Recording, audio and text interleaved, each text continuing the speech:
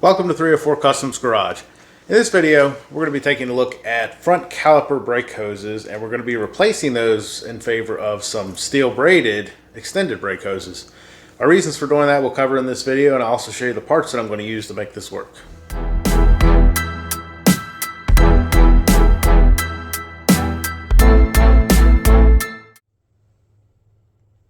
Okay, so to make our extended brake line fittings, it consists of these four pieces here.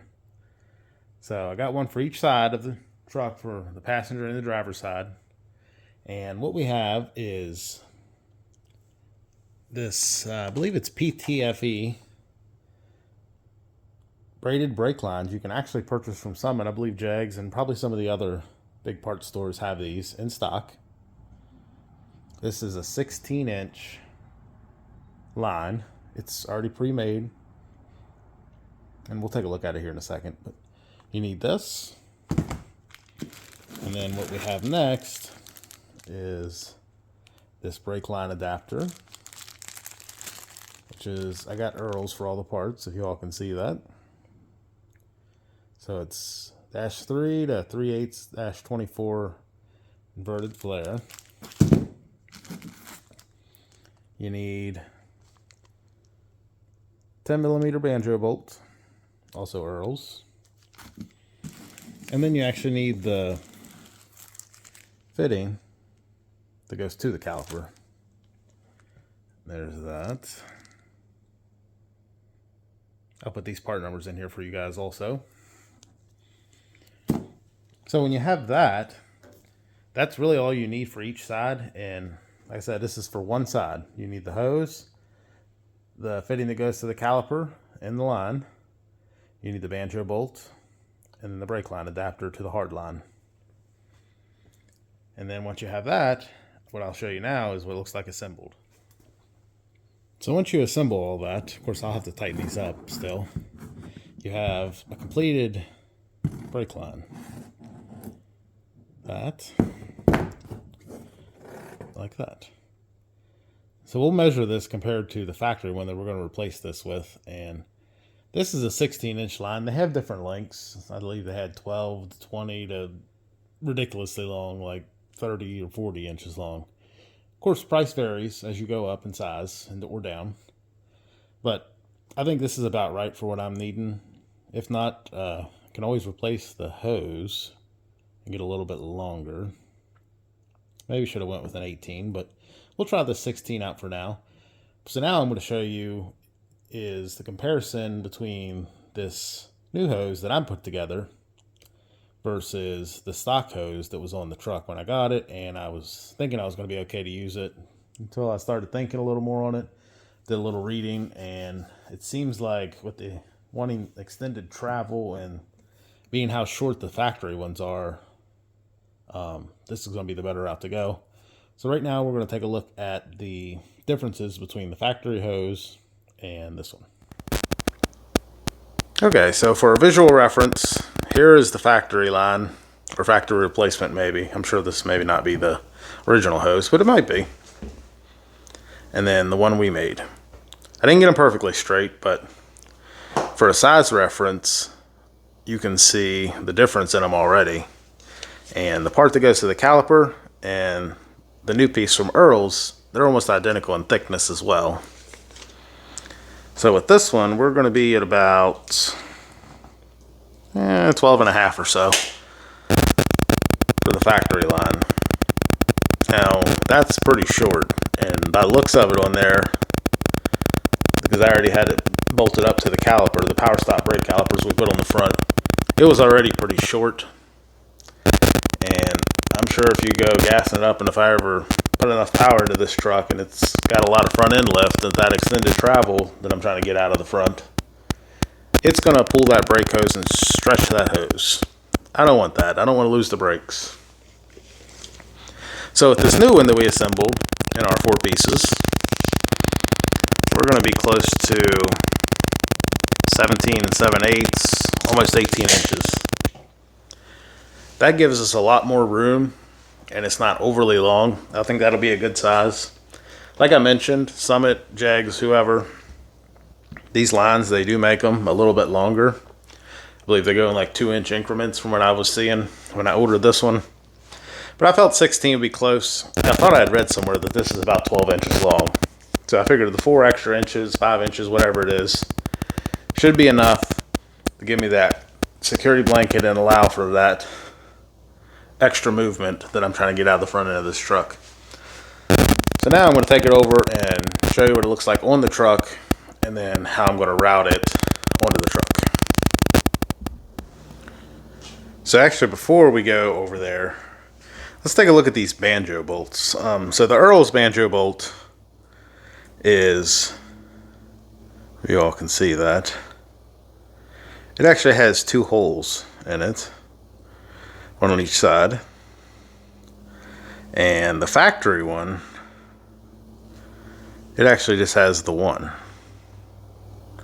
So I don't know if that's going to be an issue. I don't think it will be.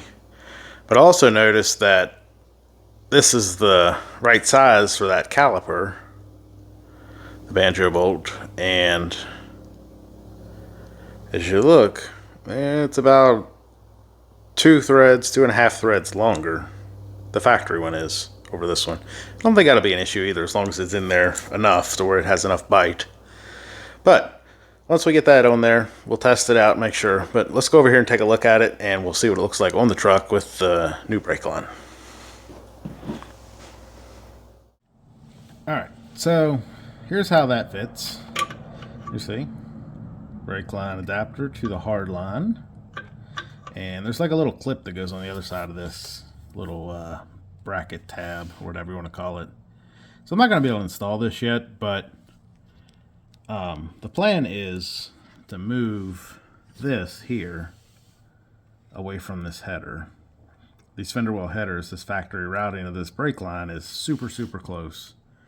And I don't want it to be like moving or anything shifting over that way. It's too close for my comfort to a hot pipe. So what we're going to do is move it. My plan is to, when I get the line in, hopefully this week, is to move this inside of here, down along the frame, and then back to here to connect to this. But just to look at this, so look how much more extension play, whatever you want to call it, I have here. I guess that could be a bad thing too, but so right now, right there, look at all that extension there. And as you can see, it's pretty much out of the way of everything with the 16-inch hose. Now, you can use whatever hose size you want. This is the size that I decided to go with. And that is a lot better looking than where it looked like it was almost stretched, setting on the ground straight with the factory rubber hose. So, like I said, we have the 1-inch taller ball joints in here, and a speedway for now. Upper control arm, may change those too, I'm not sure yet. But I think that'll give us some more room there, and we'll have to worry about the brake lines. Should have did a lot of this before we ended up putting all the wheels and everything on when I was doing the brakes, and originally I should have just went ahead and did the stainless lines like I wanted to. But I mean, if you want to, you can use whatever you want, but I think it looks nicer. And up here I changed the portioning valve also. Reason for doing this is I had the factory one on, and as you know, S10 this year particular model had the disc brakes on the front and drums on the back. So the portioning valve, it may have worked, but I ended up swapping it to this one I got from Summit also. It's a GM disc-to-disc version. Comes with 2 front ports. Of course, I plugged the top one, and I'm gonna, since it has a T, I'm just gonna run the line here to the little T down here underneath the, it's down there on the frame, underneath the motor. And of course you got your back one here for your back brake lines. Still waiting on some stainless lines, so obviously I didn't finish that yet either. Like I said, I'm going to replace this with stainless line also when it comes in. And we'll go from there, we'll have us some new brake lines, and hopefully that part of it will be done. Like I said, there was nothing wrong with the nickel copper lines that I used, these. But as you see, that's not too eye-pleasing, being copper underneath the hood like that. It kind of just reminds me of like water pipe in a house. And this one is nickel copper also, but it has like some kind of coating on the outside of it, and it's like a dull gray. So I think stainless will look a lot nicer under here with everything else, and that's why I'm switching it. But like I said, if you have questions about how this works or what I use, like I said, I'll try to put the part numbers in there with the front. Take that off, since now we'll try to go over everything with you. Like I said, this is 3/8-24. And then our banjo was 10 millimeter. So I got to tighten these up too, of course. We'll get this knocked out. I got to do the passenger side still. And then we can get the brakes tied up. And then hopefully in the next couple videos, I know I've been gone for a while, I want to try to finish the exhaust up and get that sent out. I'm going to get these coated. As you can see, they already got some surface rust on them, I guess from where I touched them. They're sitting out in the weather in the garage. This is not insulated. But hopefully that'll get knocked out here soon, so we can hopefully drive this thing next spring. If you have any questions, please let me know in the comments. I'll try to answer anything that I know or can help with, or point you in the right direction if I do know myself. Got some other things we want to cover. I know I've been away for a while. I appreciate everyone sticking with the channel and continuing to subscribe. We're really getting up there. I've got way more subscribers than I was expecting, and I thank each and every one of you for watching. If you ever have any questions or anything, please do let me know. As I mentioned, I'll gladly try to answer them. And that's going to wrap things up for tonight. I'll see you all next time, YouTube.